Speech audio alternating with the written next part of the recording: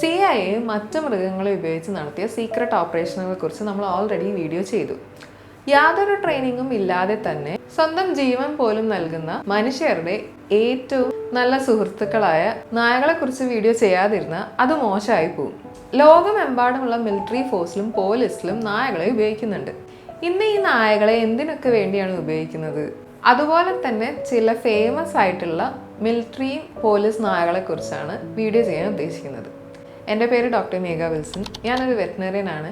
Animal related അല്ലെങ്കിൽ veterinary related content നിങ്ങൾക്ക് ഇഷ്ടമാണെങ്കിൽ do follow my channel the vet voyages. മനുഷ്യരായി ഇണങ്ങി ജീവിക്കാൻ തുടങ്ങിയ അന്ന് മുതൽ മനുഷ്യരോടൊപ്പം പ്രവർത്തിക്കാൻ ഏറ്റവും എളുപ്പത്തിൽ ട്രെയിൻ ചെയ്യാവുന്ന ഒരു മൃഗമായിട്ട് നായ മാറുകയായിരുന്നു. യുദ്ധങ്ങളിൽ പണ്ട് മുതൽക്കേ നായകളെ ഉപയോഗിച്ച് വന്നിട്ടുണ്ട്. ജർമ്മൻ ഷെപ്പേർഡ് എന്ന നായയ്ക്ക് ഓൾസേഷൻ എന്ന പേര് വരാൻ തന്നെ കാരണമായത് നായകളോടുള്ള സ്നേഹം ഒരു ഭാഗത്തും ജർമ്മൻസിനോടുള്ള ശത്രുത മറ്റൊരു ഭാഗത്തും നിലനിന്നുകൊണ്ടാണ്. പ്രധാനമായും ഈ രണ്ട് ഫോഴ്സുകളിലും നായകളുടെ ഘ്രാണശക്തി, അതായത് മണം പിടിക്കാനുള്ള കഴിവാണ് ഏറ്റവും കൂടുതൽ എക്സ്പ്ലോയിറ്റ് ചെയ്യുന്നത്. അത് ചിലപ്പോൾ എക്സ്പ്ലോസീവ്, നാർക്കോട്ടിക്സ്, മൈൻസ് ഇതൊക്കെ മണത്ത് കണ്ടുപിടിക്കാനുള്ള ഇവരുടെ കഴിവ്, പരിചിതമില്ലാത്ത ആളുകളുടെ കടന്നുകയറ്റം, ക്രൈം സീനുകളുടെ തെളിവിന് വേണ്ടി ദുരിതബാധിത പ്രദേശങ്ങളിലെ കെഡാവർ ഡോഗ്സ് എന്ന പേരിൽ ബിൽഡിംഗ് അവശിഷ്ടങ്ങളുടെ ഇടയിൽ നിന്ന് ശവശരീരങ്ങൾ കണ്ടെത്താനും ഈ നായകൾ ട്രെയിൻഡ് ആണ്. German shepherd, Belgian Malinois, Labrador retriever, bloodhounds ഇവയൊക്കെയാണ് പ്രധാനമായിട്ടും ഉപയോഗിക്കുന്നത്. ഓരോ നായകളുടെ സ്വഭാവത്തിനനുസരിച്ച് ഇവരെ ഉപയോഗിക്കുന്ന സ്ഥലങ്ങൾ വ്യത്യാസപ്പെട്ടിരിക്കുന്നു എന്ന് മാത്രം. ഉദാഹരണത്തിന് എയർപോർട്ട് പോലെ ഒരുപാട് ആളുകൾ വരുന്ന സ്ഥലങ്ങളിൽ നാർക്കോട്ടിക്സ് മറ്റും കണ്ടുപിടിക്കാൻ വേണ്ടിയിട്ട് മിക്കപ്പോഴും ലാബ്രഡോറുകൾ തന്നെയാണ് ഉപയോഗിക്കാറ്. അവരുടെ ഫ്രണ്ട്ലി ആയിട്ടുള്ള നേച്ചർ കാരണം തന്നെ ഇത്രയും ആളുകൾക്കിടയിൽ ഒരു ഭീകരത സൃഷ്ടിക്കാതിരിക്കാൻ ഇത് സഹായിക്കുന്നു. മണത്ത് കണ്ടുപിടിക്കാൻ അതല്ലെങ്കിൽ ചെറിയ ബ്രീഡുകളായിട്ടുള്ള ബീഗിൾ, കോക്കർ സ്പാനിയൽ തുടങ്ങിയ സ്മെൽ ഹൗണ്ട്സിനെയും ഈ ഇടങ്ങളിൽ ഉപയോഗിക്കുന്നത് വളരെ സാധാരണമാണ്. ഇനി നമുക്ക് മിലിറ്ററി സേവനങ്ങളിലൂടെ സെലിബ്രിറ്റികളായ ചില നായകളെ പരിചയപ്പെടാം. സർജൻ സ്റ്റബി. ഒന്നാം ലോക മഹായുദ്ധകാലത്ത് 102 ഇൻഫൻട്രി സ്ക്വാഡ് അഡോപ്റ്റ് ചെയ്ത ഒരു ബുൾ ടെറിയർ ആണ് സർജൻ സ്റ്റബി. ഏകദേശം 17ഓളം യുദ്ധങ്ങളിൽ സ്റ്റബി പങ്കെടുത്തിട്ടുണ്ട്.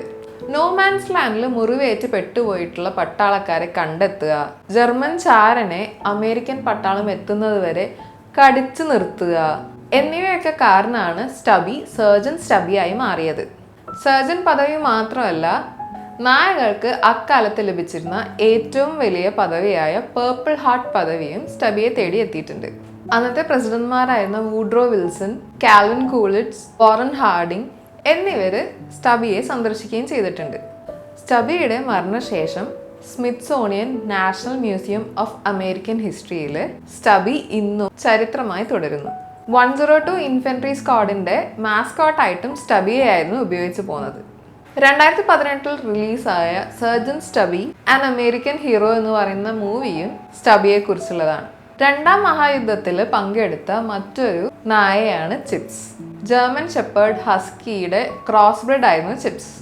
ഇറ്റലിയുടെ മെഷീൻ ഗൺ താവളത്തിൽ പോയിട്ട് ഒരു ബുള്ളറ്റ് ഏറ്റതിന് ശേഷവും ആ ക്രൂവിനെ സറണ്ടർ ചെയ്യിപ്പിച്ച ഒരു വീരനായകൻ കൂടിയാണ് chips. Silver star, purple heart, deacon medal എന്നിങ്ങനെ ഒരുപാട് മെഡലുകളും ചിപ്സ് വാരിക്കൂട്ടിയിട്ടുണ്ട്. ഓപ്പറേഷൻ നെപ്റ്റ്യൂൺ സ്പിയർ എന്ന് പറയുന്ന ഓപ്പറേഷനെ കുറിച്ച് ചിലർക്കെങ്കിലും ഓർമ്മ കാണും. 2011 ഒസാമ ബിൻ ലാദനെ പാകിസ്ഥാനിൽ വെച്ച് കൊലപ്പെടുത്തിയ ഓപ്പറേഷൻ ആയിരുന്നു ഓപ്പറേഷൻ നെപ്റ്റ്യൂൺ സ്പിയർ.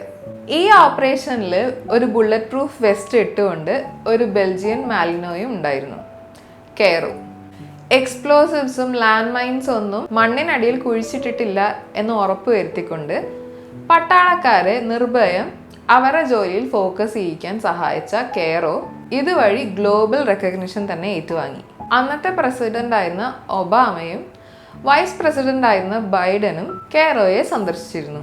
1943 മുതലാണ് ഡീക്കൻ മെഡല് നായകൾക്ക് അവാർഡ് ചെയ്യാൻ തുടങ്ങിയത്.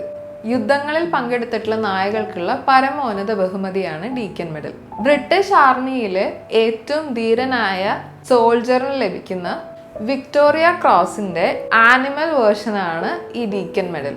US ആണെങ്കിൽ യുദ്ധത്തിൽ പങ്കെടുത്ത നായകൾക്ക് ടെക്സസിൽ ഒരു നാഷണൽ മോണ്യുമെന്റ് തന്നെ പണിതിട്ടുമുണ്ട്. പണ്ട് നായകളെ മിലിറ്ററിയിൽ ഉപയോഗിച്ചിരുന്ന സമയത്ത് അവരുടെ സർവീസ് പീരീഡിന് ശേഷം അവരെ മേഴ്സി കിൽ ചെയ്യുകയായിരുന്നു പതിവ്. എന്നാൽ എത്തിക്കൽ കൺസേൺസ് ഉയർന്നു വരുന്ന ഈ സാഹചര്യത്തിൽ മിക്കപ്പോഴും ഹാൻഡ്ലേഴ്സിനെയോ അല്ലെങ്കിൽ സാധാരണക്കാർക്കോ അഡോപ്റ്റ് ചെയ്യാൻ വേണ്ടി ഈ നായകളെ കൊടുക്കുകയാണ് ചെയ്തു വരുന്നത്. എത്തിക്കൽ കൺസേൺസ് ഉയർന്നു വരുന്നതുകൊണ്ട് തന്നെ ഇന്ന് ഈ നായകൾക്ക് ഒരു ബെറ്റർ റിട്ടയർമെന്റ് പ്ലാനും സമാധാനപ്രദമായ റിട്ടയർമെന്റ് ജീവിതവും ഉണ്ട്. മാത്രമല്ല, യുദ്ധത്തിൽ ഇറങ്ങുന്ന നായകൾക്ക് ഇൻഫ്രാറെഡ് ക്യാമറകളും ബാലിസ്റ്റിക് വെസ്റ്റുകളും തുടങ്ങിയ സുരക്ഷാ കവചങ്ങളൊക്കെ കൊടുക്കാറുമുണ്ട്. ടെക്നോളജി വളരുന്നതിനനുസരിച്ച് പല മാറ്റങ്ങളും ഈ നായകളുടെ ട്രെയിനിങ്ങിൽ കൊണ്ടുവരാറുണ്ട്. ഉദാഹരണത്തിന് ഇന്ന് ഇലക്ട്രോണിക് ഡിവൈസസ് കണ്ടുപിടിക്കാനും ഈ നായകളെ ഉപയോഗിച്ച് വരുന്നുണ്ട്.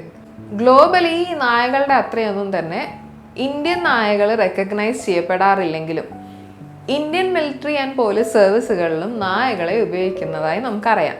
അടുത്ത വീഡിയോ ഇന്ത്യൻ പോലീസ് മിലിറ്ററി സർവീസുകളിൽ എങ്ങനെയാണ് ഈ നായകളെ ഉപയോഗിക്കുന്നതെന്നും ഏതൊക്കെയാണ് ഇന്ത്യയുടെ സെലിബ്രിറ്റി നായകൾ എന്നുള്ളതാണ്. അടുത്ത വീഡിയോ മിസ് ചെയ്യാതിരിക്കാൻ വേണ്ടി ചാനൽ സബ്സ്ക്രൈബ് ചെയ്യുന്നത് പരിഗണിക്കുക. Thanks for watching.